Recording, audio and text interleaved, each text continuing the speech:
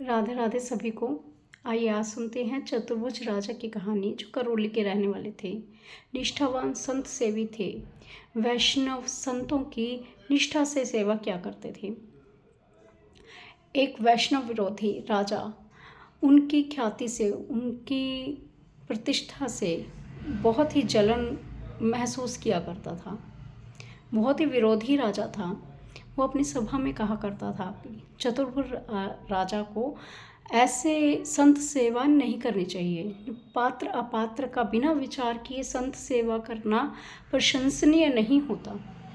तो उसी सभा में एक पंडित जो भगवत प्रेमी था और चतुर्भुज राजा की ख्याति से भी प्रभावित था, उसने कहा, राजा, आपको ऐसे संत सेवी राजा के बारे में नहीं सोचना चाहिए। उनके मन के भाव को हम नहीं समझ सकते।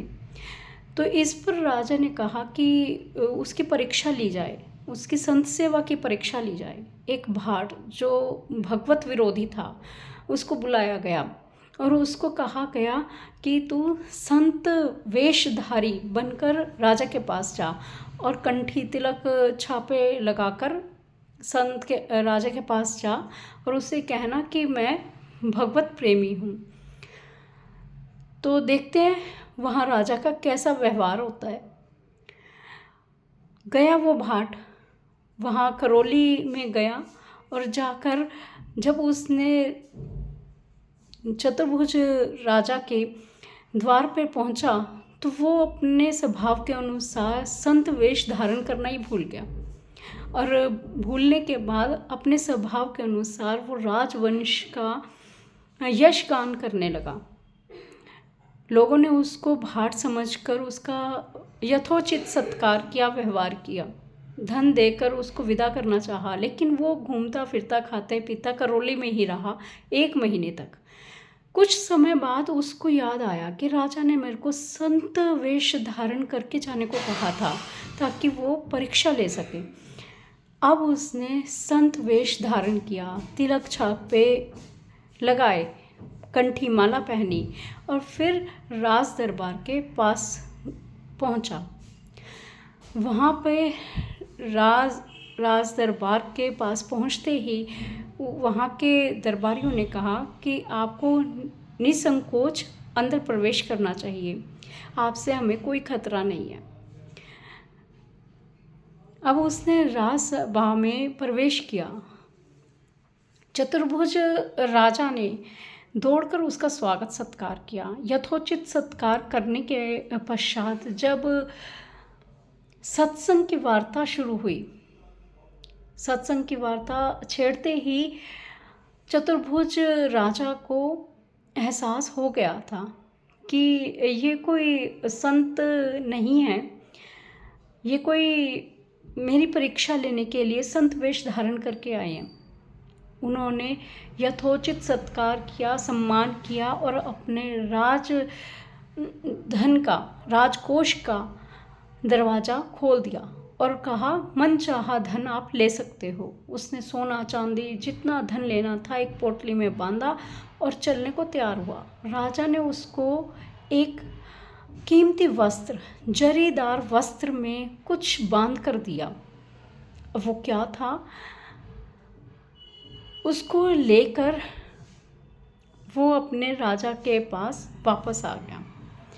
राजा ने पूछा कि हाँ, चतुर्भुज जो राजा है उसकी संत सेवा कैसी है। उसने बड़ा अच्छा वर्णन किया कि संत सेवा बहुत निष्ठा से करते हैं, यथोचित सत्कार करते हैं, धन वैभव सब कुछ बहुत अच्छा है। लेकिन वो जरीदार कपड़ा क्या था, उसमें क्या बंधा था?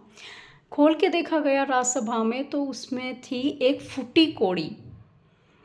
अब उस फूटी कौड़ी का मतलब राजा को समझ में ना आए कि धन दिया ठीक है, लेकिन कीमती वस्त्र में फूटी कौड़ी, समझ में नहीं आया। अब सबसे पूछा गया, राजा ने कई लोगों से पूछा कि इसका क्या अर्थ हुआ, लेकिन किसी को भी समझ नहीं आया। वो पंडित था सभा में, विद्वान पंडित, उसके पास राजा रात को गया और पूछा कि कीमती वस्त्र में ये फूटी कौड़ी का मतलब क्या हुआ। तब पंडित ने समझाया कि चतुर्भुज राजा की परीक्षा के लिए आपने भेजा था, तो उसने पात्र अपात्र ना जानकर संत सेवा नहीं की। उनको पता था कि ये पात्र कैसा है, फिर भी उसने सिर्फ वेश और कंठी तिलक को देखकर ही सेवा की है। ये जो कीमती वस्त्र है वो भाट के ऊपर के वस्त्र थे, जो संत वेशधारी था। वो जो संत वेश था वो इस कीमती वस्त्र की तरह था, और जो फूटी कौड़ी है वो उसका स्वभाव था। इस उत्तर को सुनकर राजा बड़ा प्रभावित हुआ और संत के पैरों में पड़ गया।